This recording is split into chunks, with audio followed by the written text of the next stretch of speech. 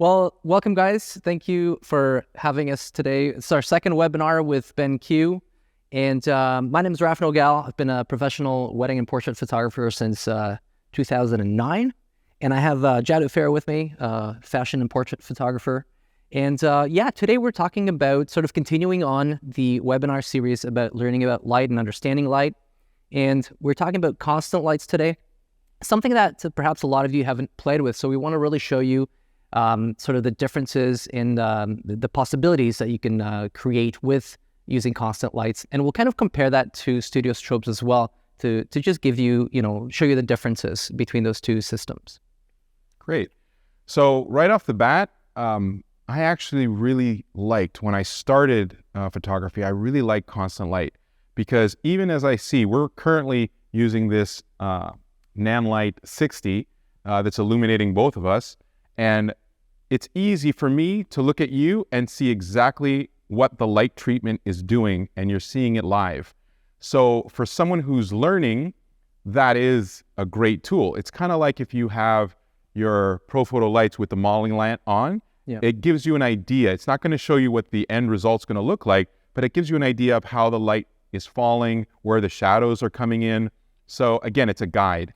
But with natural light, with constant light, you are getting, this is how it's going to look in camera. 100%. For someone that's starting out, this is a really easy way to see how the shadows are going to appear on your subject. It's kind of like when we got introduced to mirrorless cameras, right? We were able to see our exposure and our composition right at the back of our LCD screen without having to take a test shot. So this is very similar to that. And yeah, the learning curve is, very accessible here to a lot of people. So if you're starting out, thinking just outside of just natural light, the light that you're given outside, or in a room like this, this is definitely a great place to start. All right, so we are going to introduce our model for today, Julia. Welcome. And she is going to be our test subject for this lighting that we're going to be doing today. Right off the bat, I wanted to go over some of the pros and cons of using constant light versus studio strobes. But one of the first things, again, like I mentioned before, is being able to see how the light is that's falling on the model here. So I'm going to go just behind here. And I apologize because I'm going to be turning up the power of the light just to prove one of the points, I guess one of the differences between the strobes and constant light. I like to shoot at 100 ISO. That's a preference of mine. But in order to do that with constant lights, I need to really boost the power of the light so that it affects her and it also affects the background. So let's do that right now. So once again, I'm sorry for this. So this is the Nanlite FS60B. And you can see, or at least we can see here in studio, that it is very, very strong. So maybe for one or two photos, a model is okay with having this be very, very bright. But after a lot of photos, she's going to instinctively start to kind of close eyes, move her poses away from the light. This happens naturally because it's an annoyance to have this powerful light constantly getting into her eyes and into her face. So if I then direct her to look at me, I am shooting with the Sony 7R Mark V and the new 50 1.4, just for all those who want to know that. And in camera, I'm going to bring my exposure down to ISO 100. And again, if you look here at the back of the screen, live, as I am looking at her, I can see exactly how the shadows are forming on her body, on her face, and I can also see in the background how that light is coming out. So I take the photo, and if I zoom in, you can see just how tack sharp that looks. So it looks gorgeous, but if I were to do the entire photo shoot like this, again, I'm getting what I want, but I'm kind of putting her at the disadvantage of having this bright light. So let's make it comfortable for her. So I'm going to bring that down to about a 40%. And we should preface this too by saying the equipment we're using today, it doesn't have to be the exact equipment that we're using to achieve these results as well. you can kind of use, the equipment that you have or other equipment that you like using. So we simply have a few different things here today just to kind of show you some different possibilities. But the exact model of light or camera or anything else is not a must, obviously. And you know me, I always go off on a tangent. So once I start talking about the reason why I chose Nanlite, for example, you can see the form factor. It's really small. So for packing this up, including with this modifier, if you're going on location to a studio where, of course, in this case, you do have to plug it in to power, but I still don't want to carry around big, heavy gear.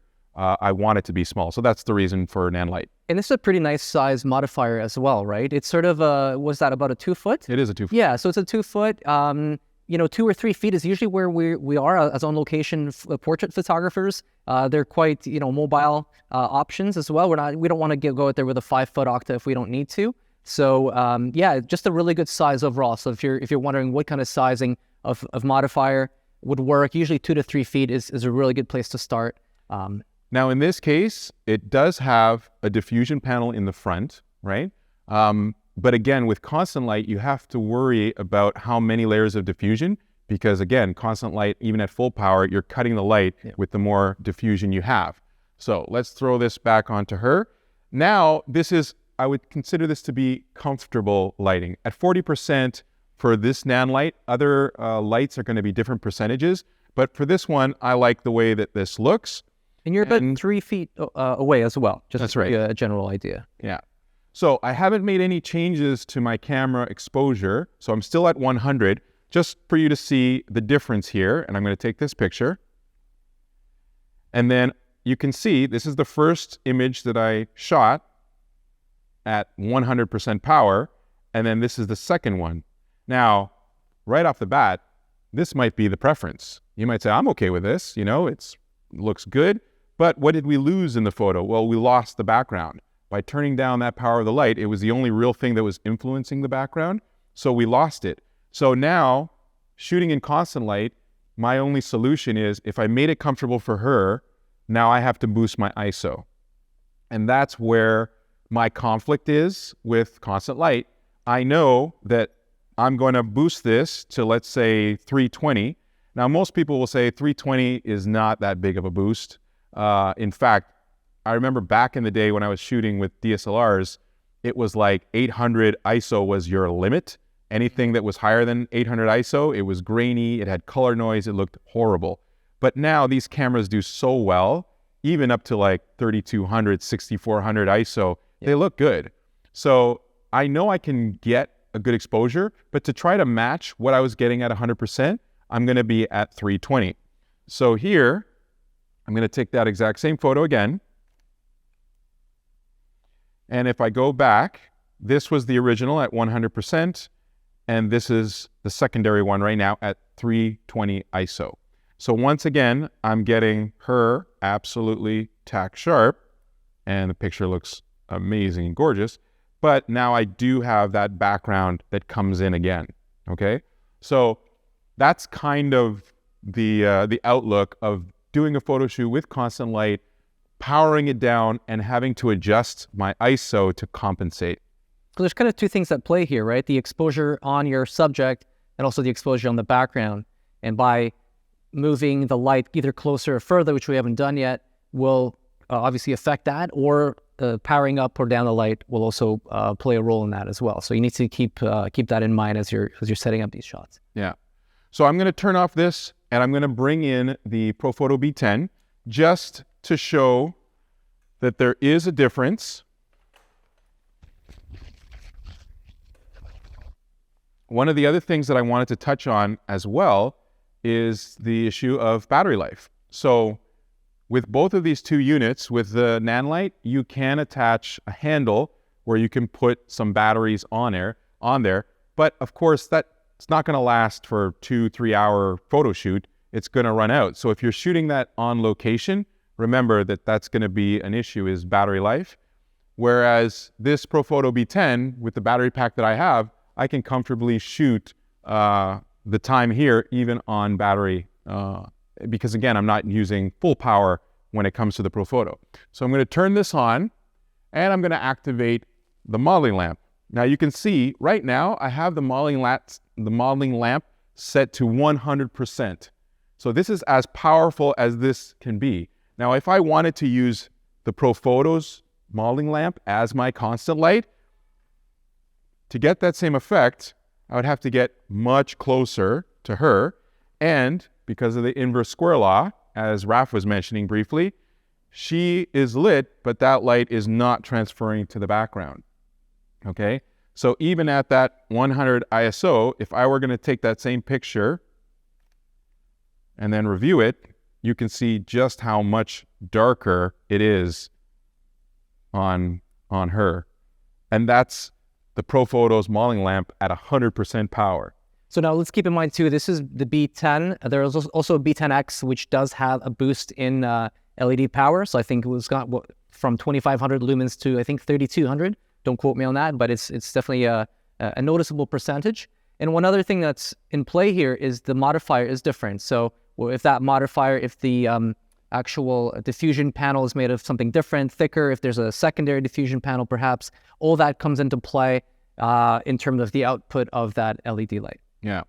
And so swinging this around, again, this is a MagMod 24 Octa, and this does, again, have that diffusion panel on the front, but I'm not really concerned with the power because on the strobe, I can crank that up. Yeah. Currently, right now, I am set to 3.9, so basically 4 out of the potential 10 of power. I always find that funny that with ProPhoto, 10 is full power, 9 you'd think is a little bit less power, and no, 9 is half power. That's right, yeah. And then the fractions go on from there. Yeah. So once you figure that out, so at 4, what is that, like 1/64th, 1/128th power? I'd have to do the math, so. Nice. Not going to do that right now. Luis is better at math, and he's the videographer, so. Yeah. All right. So I'm going to do a test shot now. I've put my ISO back to 100. I am shooting wide open, so 1.4, which is what this lens can do. And I have my shutter speed at 2/50th of a second. So I'm going to take that first shot, studio strobe, and there you go. Now, I'll notice one thing. Notice that on this shot, look at her skin tone.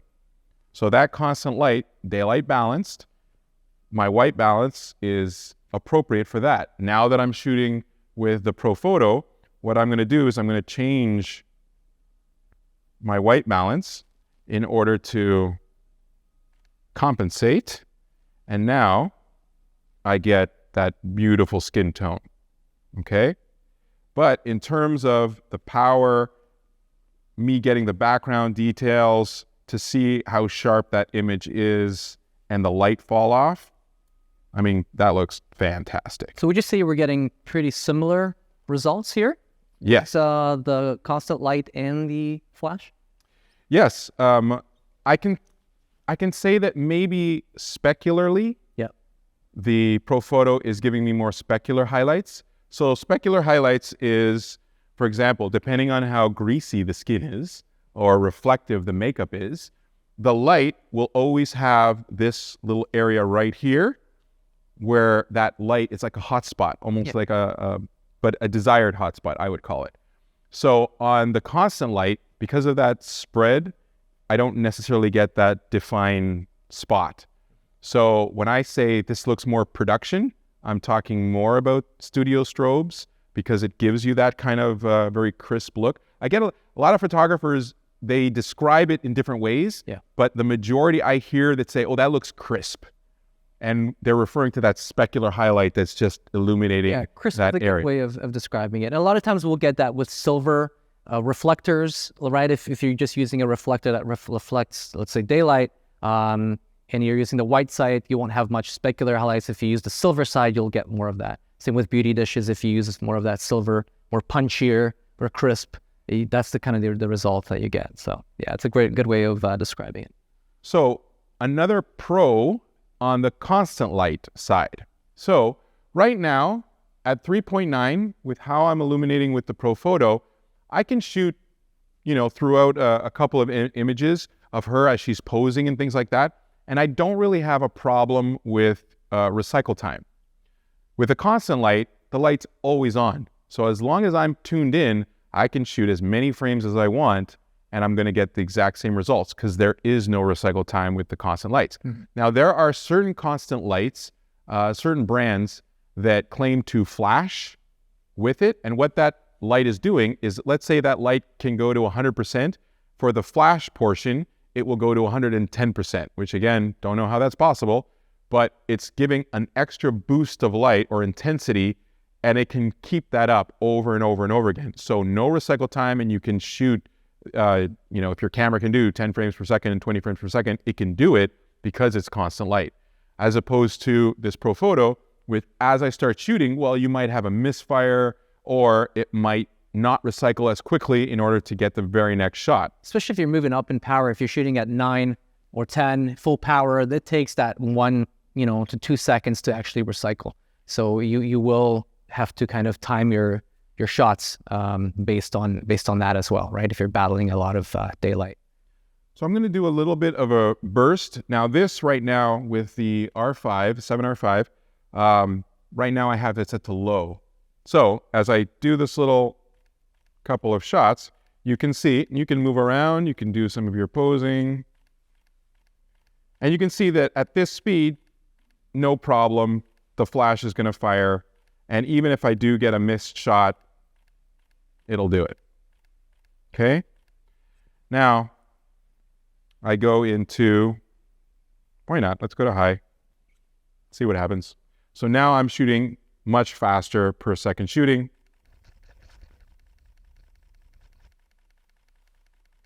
Again, the camera is awesome because it's keeping up with her eye.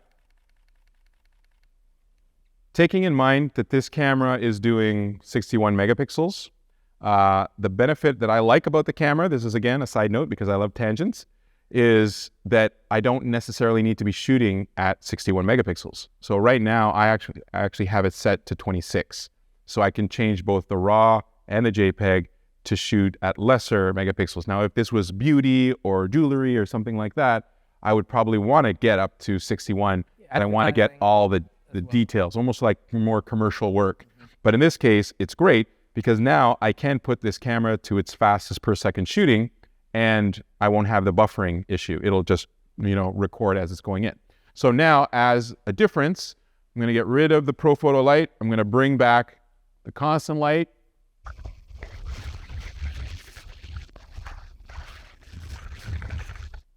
Okay. Oh, and take in mind, this is something that we always talk about as well. During these photo shoots, we always have music on, at least I do, in my shoots. So for the model, she's got something to move to. And I usually, when I'm doing these shoots, I'll ask the model, let's play your favorite music, not Jadu's favorite music, because she might not like Jadu's Spanish music. Most people do, actually. I hope you're one of them. Most people don't like my music. Really? Well, it's metal. All right. And then hard rock, so it depends on the mood, I guess. Yes, depends on the client, depends on the mood. But we would prefer to listen to their music just so that they can get comfortable. And as we're shooting and they're posing, they're kind of moving to that music as well. So now that I have the constant light, I'll ask her to do the exact same thing. Oh, I've got to, again, change my settings because now it's constant. So let's go to... And as you're shooting, maybe can you talk about a little bit sort of the positioning of the lights and why you've positioned it in this way and what you're looking for in terms of shadow fall off or how it's hitting her face? So right now, pleasing, and I know that we went over this slightly the last time that we were talking in the first webinar, so watch that if you haven't. But you were referring to the reflector, and that if you had window light coming in, the window light is directional at a 45 coming down, and that most photographers, when using a reflector, bounce the light from the bottom up as the key light, and then you get this kind of ghosting, flashlight under the chin look, which is not that pleasing.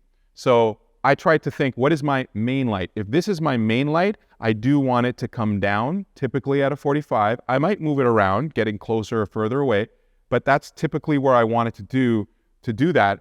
And if I was using a reflector, if this is my main light, then the reflector is just to bounce out. But what am I looking for? So I want you to look straight to that wall, I am looking for this. If you can see, her jawline and her cheekbones is giving off that shadow on this side. Under her chin, there's a slight fall off right here. So that is what I'm looking for when I position the light. Now I'm going to move the light around just so that you can see that there are differences, because if I go too far this way, even though there's a diffusion panel, which means there's a soft transition underneath the nose right here, I am now cascading more shadow onto that side and illuminating this side. If I then do this,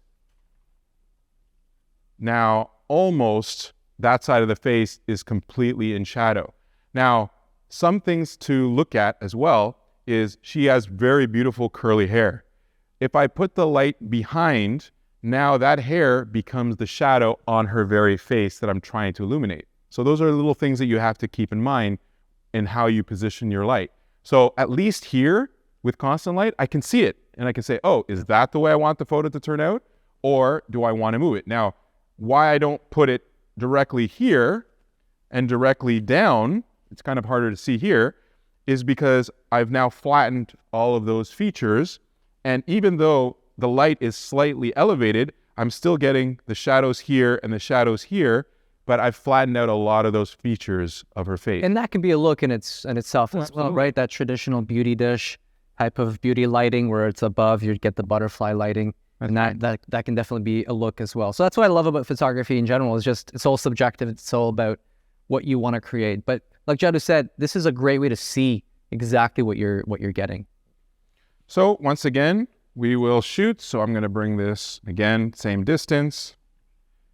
And you can move around as you want. So same speed. And once again, it just can track. There is no recycle time. The light is on the entire time. So as I review and look at that, once again, just any frame as I go through all of that. And that's constant light. Pretty impressive. You're not going to get a misfire or things like that. And because I've put it to 40%, it's comfortable for her. We can kind of work with it. One thing that we really didn't call attention to is the fact that these windows over here are kind of blacked out. We do have a remote where if we wanted to, we can elevate, get some window light coming in, and then we can start to balance this light versus the window light.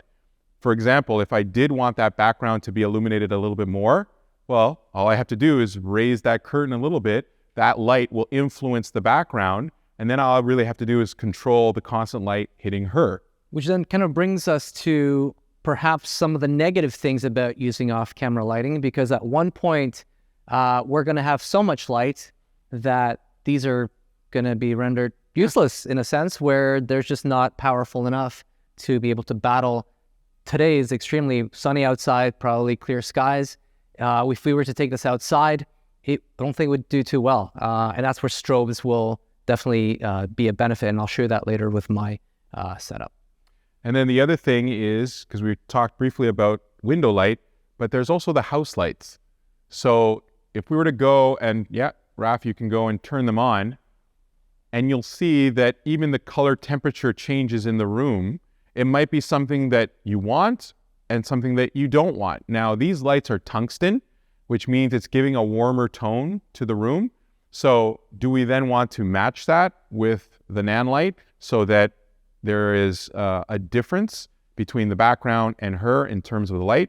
Now, this light isn't her main light. Now I have to worry about this light being maybe the initial key light, but that all of those lights above are affecting her hair, her skin, and it's changing the color temperature. That's one of the reasons why, for example, when we're using BenQ, the monitors, those are amazing because they're calibrated, because I can look at the images and see what the color looks like, and I know that that's how it's going to be rendered if I make a print or if I'm going to put that photo on social media or whatever.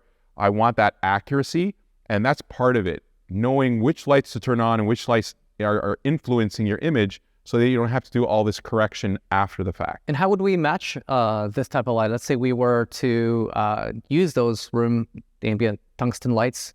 What are some ways we could match either our strobe or this? In both cases, I would probably go with CTO gels.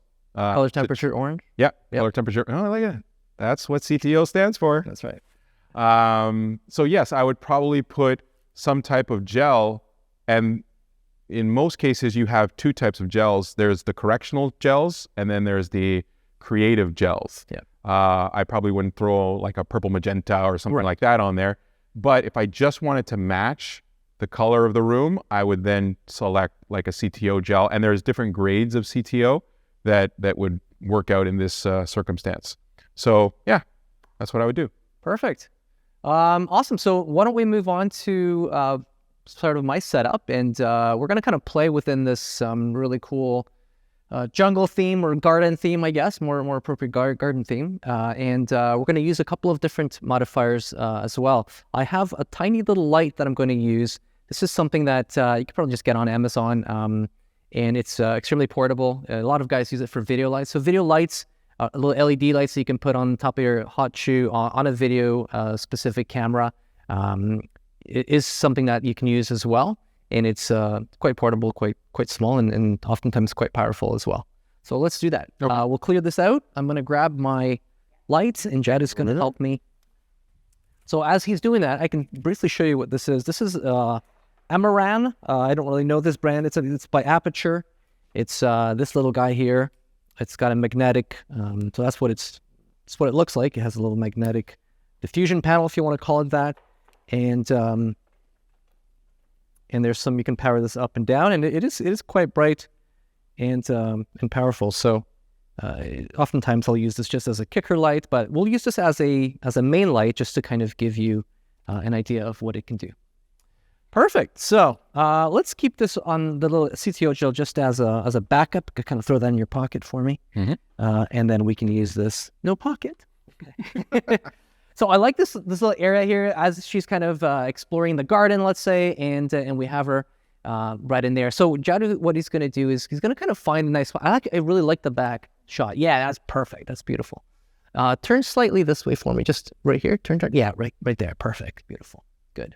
So a couple of things that I'm looking for. Now, this light can be close to her, or it can be further. So the closer it is, the more dramatic lighting is going to, the more defined the shadows are going to be. And obviously, the more light is going to hit her face. So I really like the way that looks. Now, we have to keep in mind, before we kind of get started, even with that light, I'm always looking at what my ambient light looks like first, right? So I'm going to kind of go through the steps with you of how I approach a scene. And doesn't matter whether this is outside or inside. It's always the same concept. So I'm looking at kind of what is influencing currently the scene. So there's some light coming in from these windows, right? And there's obviously the main light there. So before that even gets turned on, I'm just looking at, and I can see that there's some light hitting her back and part of her face there. So now it's sort of a creative decision on how much of that do we want in our shot. So I want a little bit of it, right? And so I'm at ISO 100 as well, as Yadu was, and I'm going to shoot at 1.4. Actually, let's go to 1.2. I have a 1.2 50 millimeter lens here, shooting on the Sony Alpha 1. And right now, I really like what this looks like. This is 1/200 shutter speed, and I'm just going to show you the background image, or like the setup shot. And again, it's a little bit underexposed. It's a little bit dark and moody, but we're missing that key light, right? We're just kind of highlighting her back. So let's throw that light on. And yeah, so what I'm looking for here, if you kind of come in to the camera, I'm just looking for a little loop light just on this side, or a loop shadow on that side of the nose, which is quite nice. And so that's kind of my main lights, or that side of the face is going to go a little bit darker. That's where, and the other side is going to get a little bit more light. Now, what I have here now is a composition that is kind of limited, right? Because he's holding that light extremely close to her face. So I kind of have to shoot vertical. But if you look at that, it's a nice balance between the light that was already there and the light we just added, which is quite nice. So let's do a couple more like this. And as she moves her face up and down, Yadu moves the light as well. So now she's looking down, so Yadu's going to move that light down. As her eyes go up, perfect, the nose stays the same. And let's move your face a little bit that way. Yeah, that's perfect. So now he's going to adjust that light again. So we have really nice, this is really why you should always work with an assistant as well. Imagine this being on a I always say nightstand, a light stand. And if the model moves her face, now you have to stop everything. You have to move the light up a few inches or down a few inches, and it doesn't get, there's just a really big break in the flow there. Now, as the light holder, I'm just going to call out one thing as well. Where am I trying to position? I'm looking at her shadows, for example, the shadow under her chin, and I'm literally treating the bottom part of this light in line with her eyebrow. So if she moves her head up, I'm moving this up, so it's getting the same distance from her face, and as she moves down, I'm keeping that bottom light just at her eyebrow. So I can always see her eyes, but that's the position that I'm holding it. And this is irregardless of the size of the light. So if I was holding a very big light with a big modifier, I'm still kind of putting that bottom edge of the light to her actual eyebrow, or just right in line with her eyes. Perfect. So let's say we wanted to not shoot vertical, right? We wanted to do a nice horizontal image. So if I do that, I'm going to get Yadu's arm. So now what we have to do is kind of, again, thinking of composition and sort of creativity. How can we change this, right? If our composition is going to now be, more of a landscape shot, well, what can we do without having Yadu actually there? Yes, we can probably Photoshop it out with the new AI stuff. I'm sure that will his arm will disappear, the light will be gone. But another alternative simply is just to adjust our posing just a little bit and keep the light coming in from the opposite side now. So let's do that. You're going to stay exactly where you are, but Yadu's going to come on this side, and then I'm going to spin you just a little bit so that way. Well, actually, you know what? Before I do that, we can now see the difference in lighting. So as you put that up on there, this is called broad lighting, right? We're lighting the side of the face that is more in view, right? Before it was on the other side, so the camera side had more of a shadow. So let's try that, and just to show you what difference that makes. That's perfect right there. Awesome. Good. Beautiful. All right. Oh, good. So as we're moving there, slightly spin this way, your whole body, just like that. Yeah, perfect. So now we've adjusted that pose, and now I can shoot vertical, and try to keep your nose now towards this light for the most part, okay? And go that way, Yadu, a little bit more, just not away from her, but towards that side of the wall. Yeah. So give me that little loop on her nose. Keep coming closer, right there. Yeah, that's it. Beautiful. Get your eyes to me. Eyes to me. Yeah, that's it. Gorgeous.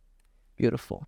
So now we can continue shooting with a vertical frame, with a horizontal frame, by just simply changing her posing, which is great. So a couple of things that might happen, right? We are now no longer balancing. We're not using this light that's coming in from the window as almost a secondary light. So we're kind of using it alongside with the main light. So it's just a different way of approaching the scene. But at least now we can have a different idea. Would you want to use the CTO? Yeah, the CTO. Yeah, we can do that. We can just show you what that quickly looks like. Changing that will give you more of a sunset, sunrise type of vibe with some more of an orangey type of look. So I'm still at 5400, but now it's a little bit more moody. Yeah, that's really nice. Grabbing that's perfect. Gorgeous. That's it. You can change your composition again. I like your hand right up on there. Yes, right there. Perfect. That's it. Gorgeous. Awesome. So because of that light, it's very harsh, right? It's very unforgiving. But if you think about sunset or sunrise, if you're actually looking at it and there's not a lot of clouds in the sky, you are going to get hard light, right? So I always like to kind of think of, if I'm outside by the lake or in a park, whatever, and it's sunset time, usually I'm going to get hard shadows from the trees. The sun is setting. There's not a lot of clouds. I'm going to get that hard light. So it's nice to kind of replicate that in here as well. And that light, because again, it's not very contained, it's kind of going everywhere. You can see it hitting the background. It is hitting all these different plants and everything else, and it's creating more of a nice golden look, which is quite nice. It actually is looking quite good here. So yeah, so just another way of you using something very simple, very small, and trying to do something a little bit more creative with it. Mm-hmm. Excellent. Cool. So now the next look up against the wall that you wanted with the... Yeah, let's now use a strobe. And we can actually, with the Pro Photos, what's really good is that we can use, in a darker situation like this, we can use the strobe and the constant light. So let me just grab, this guy right here. So what we're going to do now, what I'm doing is I'm grabbing a couple of things here. This is a grid holder that I'm going to put on the flash.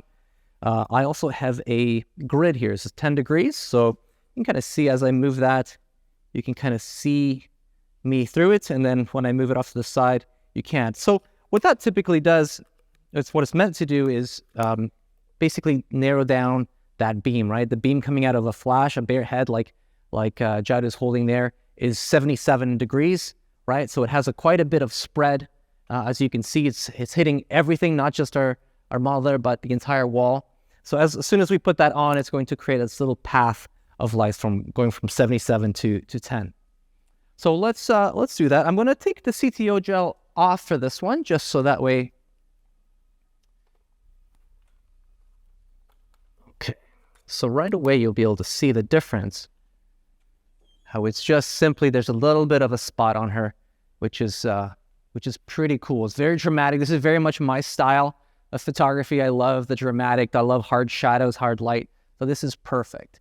Now, what's really cool that we didn't talk about really in detail is, with Pro Photo lights like a B10X or B10 or the Plus versions, we can change the color temperature as well of the LED modeling light. The CTO gel itself, like this one, will only affect the strobe portion that actually fires. But on the LED light, there's a knob there. Maybe Yadu, give me some orange on there, turning the color temperature to something a little bit more. Let's see. Keep going. No, so. Oh yeah, just the opposite way. Yeah, there we go. Yes, that's perfect. That's nice. So now it's a little bit richer in color. We have that again, that golden hour kind of vibe. So I really like this. This is nice, but I think, it's going to get, it's just going to light her up. There's really nothing going on over here. So what I think I want to do is maybe we can grab that light and use 2 lights set up for here. So that's going to stay planted against the wall. And Jed is going to come in here and light a little bit of this foreground for me too. So let me set up this first, just so I can get my settings. So this is perfect. We're going to keep the same settings. Yeah, it's going to be 1/200th. Yes, that's perfect. 1/200th f1.2 at ISO 100. And now Yadu is sort of filling in it's sort of a fill light, right? If you think of that LED Pro Photo light, that's my key light. That's where everything that I want seen on my subject is going to be there. And this is going to be secondary, illuminating a little bit of the shadows, as well as a little bit of the foreground here for me. So this is perfect. Let's just keep that. That's awesome. And Julie knows what to do. She's already moving around, which is awesome. It makes my job so much easier. Yeah, this right there is perfect. Love that. That's awesome. Great. I'm going to move this way. So yeah, just look at that way for me. Maybe look at that little red thing on the wall there. That's perfect. What's Gorgeous. your guys' approaches towards the shadows? Sometimes people like shadows, sometimes people don't like shadows, moving subjects off the wall. Yeah, that's a great question. So shadows, again, it's very subjective, right? Some people they want everything super soft and super nice. Depends on your style, depends on the outlook or the outcome that you want to create. Because for me, like I said, when I'm outside and there's no clouds in the sky and everything, all the shadows that I see from the trees and nature are hard, right? Because the sun is low in the ground, or low in the sky rather. It's casting all these long shadows. So why would my subject have all these beautiful soft shadows when everything else around them has harshness? And the thing about hard light or hard shadows is that it's very unforgiving, right? A move 2 inches this way and that way, makes a huge difference. It could ruin the composition. It can ruin the way that photo look, or the way those shadows are hitting the person. So it's a little bit more forgiving if you have a softer light source where people can move around this way or that way. It doesn't change the look too much. But with hard light, if you don't have that little loop and you're off, that suddenly that loop is across the cheek, and perhaps it's not as aesthetically pleasing as you wanted it to be. So I think at the end of the day, it's preference. I think the other thing also is the creativity that you have. Like, we've got this little light, but wherever he'd like to shoot, he can say, you know what, I want this to be a hair light.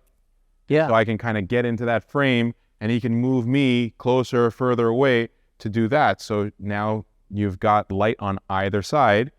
It can be, oh, I want that just to hit the back. Perfect. Yeah, that's awesome. That's a great point, Yadu, too. Yeah, because these are just little tools that we have. I always think of lighting as another tool, right? We all get really excited about our lenses. We spend a lot of money and time on an 85, 55, and all those are important to give you certain looks. But so much of that has to do with lighting, right? Photography is light at the end of the day. And so having these little tools is like having different little lenses available to you. So that's how I see it. So let's just wrap up, and I'm going to do one little strobe shot as well, just to kind of show you why strobes are powerful. So why don't we get some of these curtains open, and we can really fill the room with a lot of light here.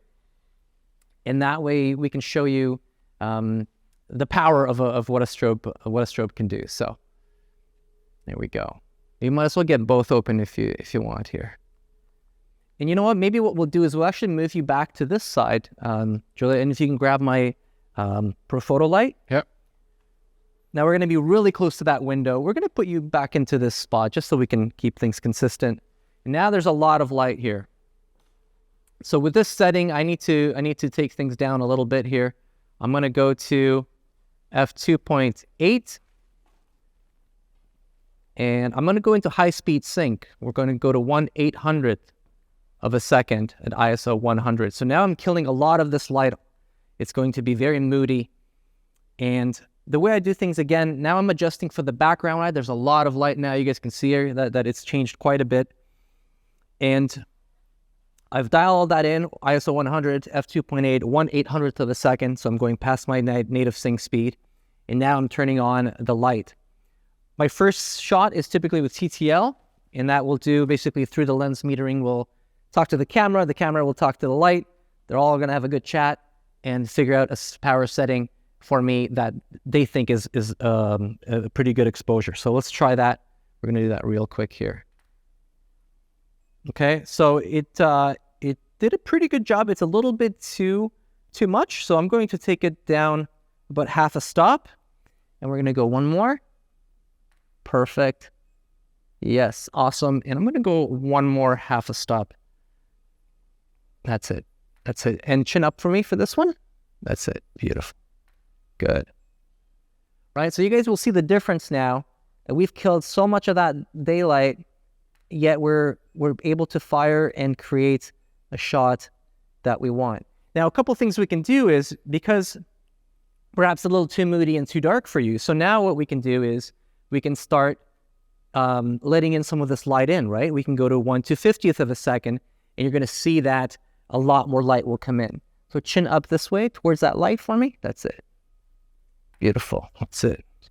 Awesome. We're going to go back to TTL and reset. Awesome. That's it. Beautiful. I like how you're kind of maybe walking through the garden. Yeah, just something like that. It's beautiful right there. Awesome. Yes. Beautiful. Cool. So now we've let in a lot more of that daylight, balanced it with flash. And again, doesn't matter how bright we get here, that flash is always going to keep up and is always going to deliver. If we were to place an LED light here, or a constant light, you know, depending on how bright it is, we're eventually going to run out of power. So, yeah. Well, I know, again, there was no back and forth. When I started, constant light was the way to go. One thing that I didn't mention before is that I started off with constant light, but the tubes, the actual, what are they called? Ice lights? No. The plug-in screw and light bulbs. Okay. I don't remember. I don't remember what they're called. But anyway, they generated a lot of heat. Right. And so I would actually put one of those lights, can you imagine that, at full power, where the model and her makeup starts to melt and she starts to sweat because she's literally under a hot lamp. Lamp is the word that I was looking for. Lamp. So one thing too that we should talk about constant lights that we didn't really chat about, it doesn't necessarily have to be a piece of equipment. So constant lights can be lights that are on constantly, right? Hence the name. But really, there are things that I would years ago walk by and dismiss automatically until I really started looking for constant lights. So it could be wall sconces on the wall. It could be a table side lamp, right? Someone has by their, by their bedside. It could be a lamp on just a table. It could be a lamp in a living room. It could be, a chandelier. It could be anything else that is constantly on. Obviously, we're not talking about daylight. Yes, the sun is constantly on during the day. That's not what we're talking about. But we're talking about other lights that are accessible to us, that are in the environment that we're photographing, that we're able to utilize. So think of constant lights as all those light sources and all those possibilities. And the other thing is the enhancement to the light. So for example, what I'm doing right now is without this, I'll ask the model because she looks prettier than Raph. So just stand here for a second, right over there, and looking at me directly. So if I was going to use something with the window in the background, like that's part of the composition, obviously from the photo side, it looks like there is window light hitting the model, correct? Come over here, and I want you to see this just the way it looks. She's being lit right now only by the window, so you have this side that's dark. So what do I want to do? I want to keep this composition as my main composition. So if you take a step back, now what I'm going to do is I'm going to introduce the nan light, and now I have complete control over those shadows. I'm getting the look that I want to include the window in my composition. And now, because I can see the rest of her face, let me just go back and forth. This is just window light. This is with the nan light. So that difference in power, in light, in the frame, it's just going to look like that window light is creating this light. So in the same scenario that you brought of, let's use a lamp in the background, or there's a lamp, she's sitting on the couch and there's a lamp beside her. I can bring a nan light, constant light, or just a constant light and make it seem like that light somehow has magical powers and can wrap around her face and illuminate it from that particular angle. So it will actually think, when you're looking at the photo, that that light is responsible for illuminating your face when it's not. It's kind of like having a candle. When the person's holding the candle, that candle light maybe represents this much light on her face, and then I use constant light to illuminate the rest, and I match the color so it seems like that little candle is actually illuminating the entire area. Then that's the fun part about photography, right? You can get yourself into those scenarios where that creativity has to kick in, and you really need to really think outside the box, right? Because if you are using just a lamp and the way it's shaped, it's not hitting the person like you want. But if you have it, make it seem like it's doing it by using a secondary light, I think it's awesome. That's how we get these epic images they just look amazing. So I think we've come down to, I know that there's a lot of other things that we could go with constant lights, because again, it can carry on and we can go off on lots of tangents and lots of what ifs. Lots of examples. But honestly, I always come back to light is light, and you have to know how to manipulate it. You have to know how it's going to look on the subject that you're shooting. And if it looks right to you, start playing around with it. Start playing around with different modifiers. I remember last time we kind of talked about, why do you choose a big modifier over a small one? Why don't you shoot bare bulb over this? It's a lot of preference. And for me, I like soft transitions. The bigger the modifier, the better. Remember this about constant lights, you need a lot of power to fill a big modifier. So my preference might be a 3-foot octa but then I would need to get a constant light that has the power to fill a 3-foot octa, which is the reason why with these NAND lights, you have these 2-foot, this is not even an octa, this is a perfect circle, but you would need to have the amount of power to fill a modifier like that. So again, we can go off and start talking about it. Of the limitations and the possibilities with the lights that you're having. Every light has a limitation. At the end of the day, even a strobe that's 1,000 watt seconds will have a limitation, right? Because if you place it 100 feet away and put it into a 5-foot octa, it's not going to do anything for you. But if, so it's all, depending on the situation, depending on what you want to create. At the end of the day, this is just another way of using lighting. A great way to start if you haven't really done anything off camera wise in terms of getting into creative lighting. I think it's a great place to start for sure.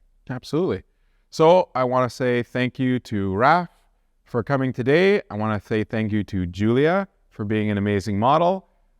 Louise, thank you very much for being a great videographer. Thank you to Yadu. Oh yeah, thank you to me too. Yeah. I did stuff. Yeah. And I want to say thank you to BenQ, which of course is a sponsor for this video. Again, I love their monitors. I love editing with it.